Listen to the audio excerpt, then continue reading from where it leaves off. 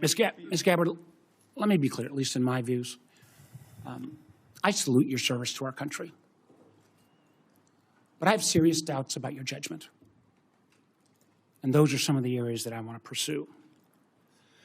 First, until you were nominated by the President to be the DNI, you consistently praised the actions of Edward Snowden. Some who, I believe, jeopardized the security of our nation and then, in an effort to flaunt that, fled to Russia. You even called Edward Snowden, and I quote here, a brave whistleblower. Every member of this committee supports the rights of legal whistleblowers.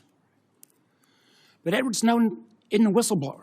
And in this case, I'm a lot closer to the chairman's words, where he said Snowden is, quote, an egotistical serial liar and traitor who, quote, deserves to rot in jail for the rest of his life. Ms. Gabbard, a simple yes or no question. Do you still think Edward Snowden is brave? Mr. Vice Chairman, Edward Snowden broke the law. I do not agree with or support with all of the information and intelligence that he released, nor the way in which he did it. There would have been opportunities for him to come to you on this committee or seek out the IG to release that information. The fact is, he also, even as he broke the law, released information that exposed egregious, illegal, and unconstitutional programs that are happening within our government that led to serious reforms that Congress undertook. Chairman, we got 5 minutes. So I take your answer, and these are your quotes.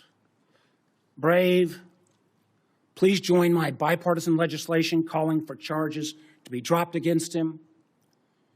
Do you disagree that legislation was not appropriate? Do you believe he is brave or not? Yeah, back those words? Once again, Senator, Edward Snowden broke the law.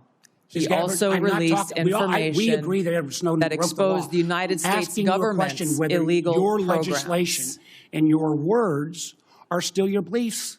Yes or no, please. I'm making myself very clear. Edward Snowden broke the law. He released information about the United States government's illegal activities. Ma'am, if I may just finish my thoughts, Senator. In this role that I've been nominated for, if confirmed as Director of National Intelligence, I will be responsible for protecting our nation's secrets, and I have 4 immediate steps that I would take to prevent another Snowden-like leak. Ma'am, I would simply ask you again. I don't think you're going to answer. I agree with Tom Cotton. He's a traitor. You, for years, until you got chosen by President Trump, have celebrated this guy as brave. You've called for him to be pardoned, for his charges to be dropped. I cannot imagine a director of national intelligence that would say that kind of behavior is okay. How would we maintain the trust of the IC and the contractors who work for it? How would we maintain the trust of our Five Eyes partners? I find it very troubling. Let me move to 702. I know other members are going to raise this. Remember, the 702 is critical to our national security. 60% of the President's daily brief, 60% of the information President Trump gets every day in a PDB will come from this. You've had a long history of opposing 702. Many members of Congress have. But one of the things you actually done that not many have is not to reform it, but you actually said you wanted to repeal it. But now, whether it's confirmation conversion or whatever, you call 702 vital. And I'm quoting, because of significant FISA reforms have been enacted since you left Congress. Ms. Gabbard, what are the reforms that have led you to now support 702? In the short time that I have, Senator, I will just note that my actions in legislation in Congress were done to draw attention to the egregious civil liberties violations that were occurring at that time.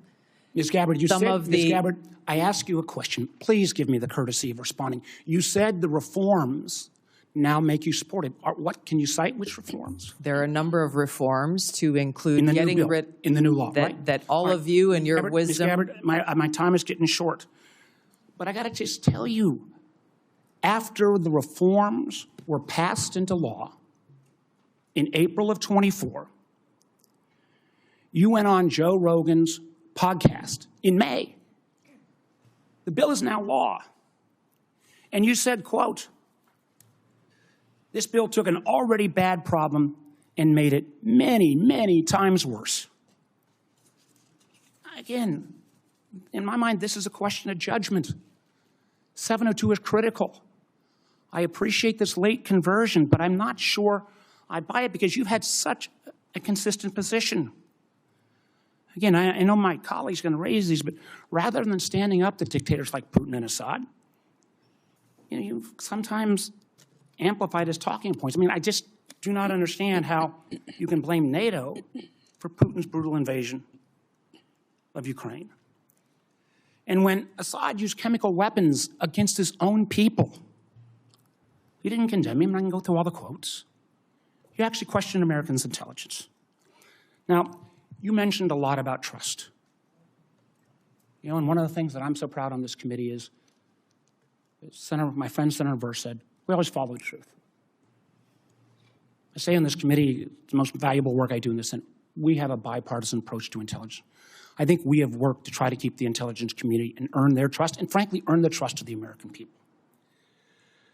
But I respectfully, ma'am, I just don't believe on your judgment and credibility issues that this is the appropriate role that you should take going forward. Thank you, Mr. Chairman. Senator